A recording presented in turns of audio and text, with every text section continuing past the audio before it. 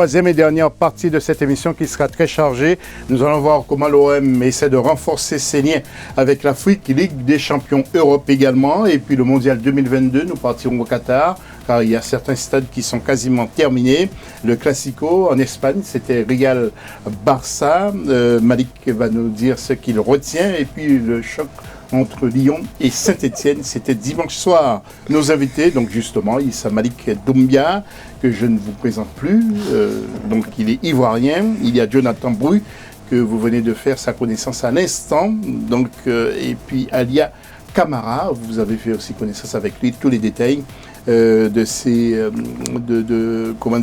tout ce qu'il fait, notamment le rendez-vous au mois de mai du côté du Mans. J'espère bien que vous serez nombreux à y aller.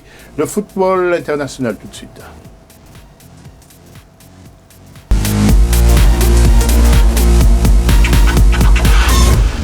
Et l'OM qui renforce ses liens avec l'Afrique, quel sera l'aboutissement de ces accords ou de cet accord? Un sujet de la rédaction avec Ange Bijou Nomenio. Regardez. L'Olympique de Marseille se rapproche du continent africain. Plusieurs projets de formation et de partenariat ont été signés sous la bannière du label OM Africa. Les premiers projets ont vu le jour en 2019 avec l'ouverture de 2 écoles de football à Alger et Tunis. S'en est suivi la signature d'un partenariat avec Diambar, le célèbre centre de formation sénégalais. Une autre école ouvrira bientôt ses portes au Maroc et le club français discute avec plusieurs clubs ou académies dont le célèbre TP Mazembe de la RDC. Plusieurs joueurs africains ont fait leurs armes dans l'équipe phocéenne. Cela explique en partie les liens qui existent entre le seul club français champion d'Europe et les pays africains. Jonathan, que pensez-vous? Pourquoi vous n'avez pas essayé de demander à Rennes de venir superviser justement du côté aussi de Maurice? Bon, par exemple, pour un club comme Rennes, dans un premier temps, il faut savoir qu'il y a un certain niveau d'exigence. Et comme je vous ai dit tout à l'heure, on a dû remettre toutes les activités en place. C'est-à-dire que de 2005 à 2014, tout avait été arrêté. Donc il faut pouvoir déjà se mettre à la page pour pouvoir prétendre d'intégrer ces centres de formation-là. Il y a un travail à faire en amont. Donc c'était peut-être un petit peu tôt. Par contre, on a pu faire, par mon intermédiaire, partir quand même certains joueurs mauriciens en Europe, tels que Adel Lang, qui aujourd'hui joue au Portugal et qui avait signé au Paris FC il y a 2 ans. Donc ça dépend de l'exigence de chaque club. Il faut pouvoir adapter par rapport au niveau. Voilà. L'initiative de Marseille, c'est une bonne chose ou...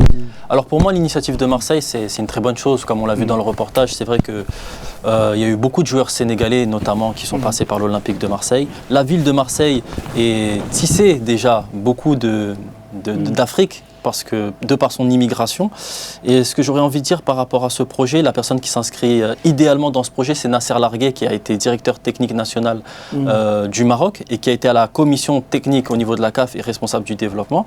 Dans ce projet, aujourd'hui, il est directeur du centre de formation de l'Olympique de Marseille et je suis sûr qu'il va pouvoir valoriser justement tous ces jeunes en Afrique et leur permettre de passer le pas, par exemple, quand ils sont très bons, à l'Olympique de Marseille. Moi, je vois parfois des joueurs qui sont élus meilleurs joueurs de la CAN, par exemple U20, et qui sont repérés par des clubs à l'étranger et qui doivent encore faire des essais. Et je ne trouve pas ça suffisamment valorisant. Il faudrait qu'à un moment donné, un joueur qui a été élu dans une compétition majeure africaine, il ne doit plus en être à faire des essais. Il faut le prendre. Et je pense que quelqu'un comme Nasser Largué sera très important pour ça à l'OM. Oui, Alias, vous vous battez pour ça justement. Oui, c'est un combat que j'ai en train de mener aussi, donc j'ai en train de préparer aussi ce combat-là. Et là, pour faire développer le football guinéen, donc j'ai quand même commencé à contacter les gens, les stars qui sont connus et de Luxembourg, et puis aussi d'en parler à Marasimba. Et puis voilà, c'était pour, comme je dis, le but de le football, c'est la base. C'est la base, donc il y a aussi des formateurs. Donc aussi, il faut ramener des gens pour essayer de former les éducateurs. Parce que si les éducateurs sont bien formés, et ceux qui suivent derrière, les enfants, ils seront bien formés. Et donc moi, c'est les 2 objectifs que j'ai envie de mettre ça en place en Guinée. Oui, ils savent que vous êtes éducateur aussi, vous êtes enseignant, donc vous connaissez bien le domaine. Hein. Bien évidemment. Donc bien Marseille, c'est une belle initiative de la part des Marseillais. Bien évidemment, pendant 3 ans, j'ai entraîné les catégories inférieures à Barcelone. Donc du coup, je pense que... Je t'invite chez moi. Je pense qu'aujourd'hui, j'ai même vu au fait, une annonce sur la Côte d'Ivoire également. Ils ont implanté un espace où ils vont occuper pour faire un centre de formation également. C'est une initiative tellement applaudie, c'est quelque chose de magnifique. Ça redonne encore une valeur et ça va inciter, je pense que si le projet fonctionne, ça va inciter pourquoi pas le Barça ou le Real Madrid à aller faire la même chose en Afrique. Parce que en parlant de Marseille, moi ça me rappelle Basile Boli ou Didier Drogba, qui ont carrément marqué l'histoire de Marseille et énormément de joueurs africains. Je pense que c'est une belle initiative, il ne faut pas se limiter à quelques pays. Ça doit faire un tour dans l'horizon africain afin de pouvoir apporter un soutien à ces jeunes pétris de talent qui évoluent dans différents pays en Afrique. Merci Malik. Et puis la Ligue des Champions maintenant, Europe, avec le Bayern qui a écrasé Chelsea sur le terrain de Chelsea, 3-0. Et l'équipe de Naples qui a fait match nul avec le FC Barcelone, 1 partout. Messieurs, qui veut dire un petit mot sur ces deux matchs? Bayern a pris une bonne option. Oui, Bayern a écrasé complètement Chelsea. J'ai trouvé que Bayern a été très efficace, a joué un très beau football et surtout que Chelsea a été très diminué ces dernières années. Et Barcelone, Barcelone va connaître l'enfer devant Naples. Naples, même si c'est à Barcelone. Gattuso, lorsque Gattuso jouait au football, il avait cette rage de vaincre. Je pense que c'est cette rage de vaincre qu'il est en train de transmettre à son vestiaire. Et le match retour au Camp Nou, ça promet, c'est prometteur. Ça va être un match avec beaucoup d'enthousiasme d'ailleurs. Messi va retrouver le chemin du but. Vous savez ce qui se passe avec Messi lorsqu'il joue à l'extérieur, il peut avoir une image. Mais lorsque l'un des meilleurs joueurs de tous les temps de l'histoire est dans les 90 000 places du Camp Nou, c'est une autre réalité. Ça va chauffer, mais je pense que Gattuso, il a les moyens de pouvoir se qualifier parce que le Barça, il faut être sincère, il faut être réaliste. Le Barça, il est en reconstruction comme l'équipe de Lampard. Ok. Nous allons enchaîner avec justement d'autres résultats comme Real de Madrid, Manchester. Manchester qui l'emporte face au Real et Lyon qui bat Juventus 1-0. Alors on se demande encore comment le Real peut perdre.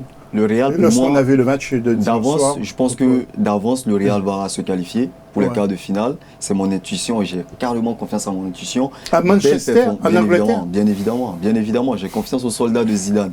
C'est le football espagnol, c'est le football qui prime, c'est le football qui apporte cette champagne de beaux jeux. Je pense que les Anglais seront pas à la hauteur au match retour. Et je suis très content de la grande performance des joueurs de Rudy Garcia.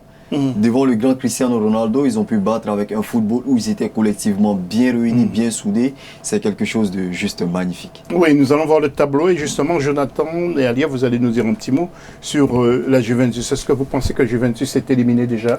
Je ne pense pas que la Juventus est éliminée. Je pense qu'elle a joué peut-être le pire match de la saison. Et je préfère plutôt féliciter la performance des joueurs de Lyon qui ont donné beaucoup d'énergie, qui ont mis une grosse intensité, qui ont été capables de marquer puis de gérer ce match. C'est surtout les Lyonnais, la performance des Lyonnais qu'il faut saluer. Mais par contre, à Turin, je pense que ce sera un tout autre match. Et puis, je ne vois pas Cristiano Ronaldo rester muet pendant 2 matchs. Exactement. Il était d'ailleurs dimanche soir un des spectateurs privilégiés pour le match Real contre Barcelone. Ouais. Alors, saluons aussi quelques garçons donc, du continent qui ont bien joué, qui se sont bien comportés à Lyon. Nous allons les voir, notamment l'Ivoirien Maxwell Cornet, le défenseur latéral, le Camerounais Karl Toko Ekambi et le Burkinabé Bertrand Traoré, même s'il était remplaçant. Ces gars-là, ces garçons-là, ils vous ont marqué aussi à Lyon? Oui. Surtout Karl Toko Ekambi, qui est impressionnant. Donc là, il est vraiment impressionnant et puis il a beaucoup donné un coup de main à Lyon. Ouais. Parce que là, il est arrivé et puis Lyon est en difficulté au niveau. En plus, donc, il y a eu des blessures, des pailles. Et là, donc, il revient. Là, il et comme Ekambi que nous voyons en image, il faut souligner que Ekambi, il vient d'être, au fait, le Lyon le plante jusqu'à il est le meilleur joueur du mois du championnat espagnol. Attention, devant Lionel Messi, devant des noms comme Sergio Ramos et bon, Thibaut Courtois était sur le point, mais il était l'heureux vainqueur de joueur du mois, donc ça ne m'étonne pas ses performances. C'est un joueur qui est en progression et je pense qu'il a choisi une bonne destination qui est l'Olympique Lyonnais. Et Bertrand Traoré, un petit mot sur Bertrand Traoré. Moi personnellement, je ne suis pas pour ce joueur parce que c'est un joueur qui avait tellement de talent lorsqu'il venait de cette compétition. Et il a complètement baissé, il a perdu son son football? Je suis très déçu de ses performances. Il ne devait pas être là même aujourd'hui à Lyon. Il devait être des joueurs de grandes tablettes internationales. Mais aujourd'hui, il n'a plus sa place. Il n'a plus ce privilège-là. Pas pour le dévaloriser. C'est quelqu'un qui est pétri de talent. Mais je pense qu'il n'a pas une bonne lignée. Et voilà, c'est les contours qui comptent. Vous avez été footballeur, si je peux me permettre. Vous savez qu'un joueur, il a besoin d'être accompagné de véritables conseillers afin de répondre brièvement et de façon fantastique sur le terrain. Lorsque les conditions ne sont pas réunies, c'est compliqué, ça se note sur le terrain. Je vous prends l'exemple sur Ousmane Dembélé. Aujourd'hui, ça fait 3 ans qu'il est à Barcelone. Non, mais lui, il est fini. Bon, je ne dirais pas qu'il est fini. Parce qu'il est parti faire à Barcelone. On peut pas se blesser. Il est encore jeune. Oui, mais on ne peut pas se blesser chaque semaine. Oui, mais il est encore jeune. Il est encore jeune. Là, il a sa saison. Il a l'hygiène de vie aussi. On espère qu'il reviendra de la première. Il va revenir. C'est un joueur qui est très talentueux. Parmi les joueurs, les ailiers français, il fait partie des meilleurs. Techniquement, talent. Mais voilà, il y a des contours extra sportifs qui priment effectivement. Oui, mais pour moi, il est pressé de partir à Barça. Il était vraiment, vraiment super à Dortmund. Pour moi, il devrait laisser encore l'année là. Encore de prouver encore de plus. Parce que Barça, c'est un club de pression. Barça n'est pas comme Dortmund. Ouais, mais après, on peut pas prévoir l'avenir. On ne sait pas comment se blesser lorsqu'on part dans un autre club. Je comprends. Si le grand Barça se déplace pour venir et payer 160 millions d'euros pour un joueur, c'est parce que toutes les conditions sont réunies, sachant que ce joueur, c'est un joueur d'entrée. Mais on ne le connaissait pas sur le plan médical. Alors moi, je pense déjà que pour ce joueur, c'est exactement ça. Sur le plan médical, mais après, il y a aussi tout ce qui a été extra-sportif, qui l'a pas forcément aidé. Et puis la deuxième chose, c'est que je pense qu'il a fait un mauvais choix de carrière. Mais c'est-à-dire il y a un mot que vous dites, il n'est pas discipliné non plus, d'après ce qu'on a. Je pense qu'il fait partie des sportif, c'est qu'il y a des choses qui sortent voilà. Oui, mais bon, du contexte. Mais il n'a pas non plus, pour moi, au niveau sportif, choisi le club qui correspond peut-être à ses qualités. Le Barça joue un football de possession. Et quand on connaît Dembélé, c'est un joueur qui est bon pour les transitions.